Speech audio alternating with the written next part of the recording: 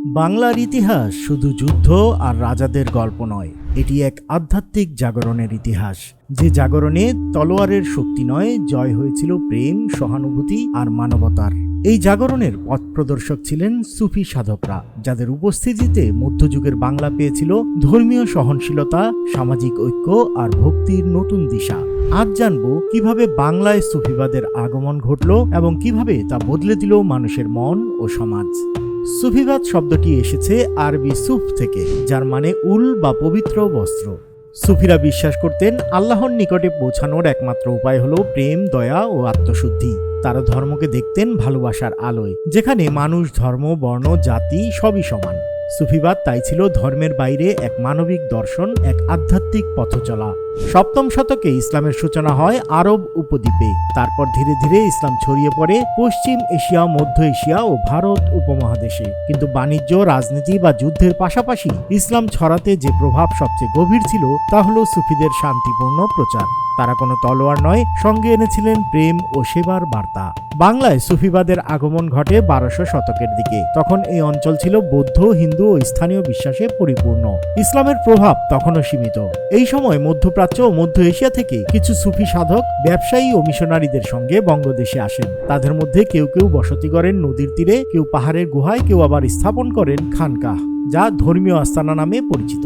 সেখান থেকে ছড়িয়ে পড়তে থাকে তাদের মানবিক শিক্ষা ও ধর্মীয় অনুপ্রেরণা।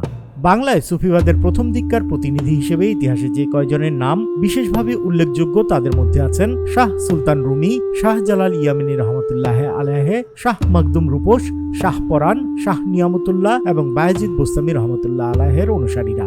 শাহ সুলতান রুমি 1100 শতকে বগুড়া অঞ্চলে আসেন। তিনি স্থানীয় জনগণের সঙ্গে মিশে শিক্ষা ও কৃষির উন্নয়ন ঘটান।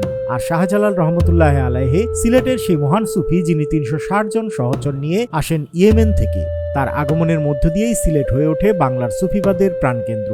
তিনি স্থানীয় জনগণের মধ্যে ইসলাম প্রচার করেন সহানুভূতির মাধ্যমে, না যে কোনো শক্তি প্রয়োগে। সুফিদের প্রভাব শুধু ধর্মীয় ছিল না, তারা সমাজের সংগঠকও ছিলেন। তাদের খানকাহ ছিল শিক্ষা, সামাজিক সহায়তা ও আধ্যাত্মিক অনুশীলনের কেন্দ্র। সেখানে আসতো মুসলমান, হিন্দু, বৌদ্ধ সবাই। খানকাহতে চলত কোরআন শিক্ষা, সঙ্গীত, খাদ্য বিতরণ, এমনকি চিকিৎসার কাজও।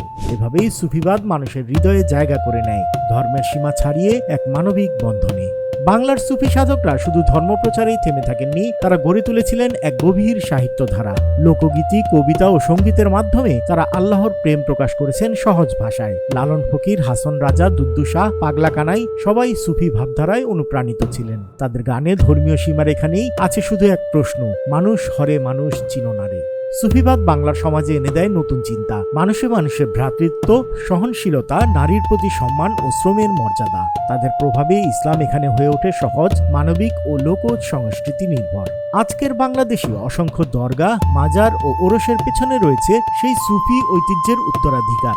সুফিবাদ আমাদের শিখিয়েছে ভালোবাসাই আল্লাহর পথে পৌঁছানোর সেতু। আর বাংলার এই আধ্যাত্মিক ইতিহাস আজও মনে করিয়ে দেয়, মানুষের ধর্ম আলাদা হতে পারে, কিন্তু আত্মা একটাই, প্রেমময়, শান্তিময়। ভিডিওটি ভালো লাগলে লাইক, কমেন্ট ও শেয়ার করুন। এমনই ইতিহাস, দর্শন ও সংস্কৃতির গল্প জানতে সাবস্ক্রাইব করুন মেঘনা বার্তা। দেশ ও দশের কথা বলে।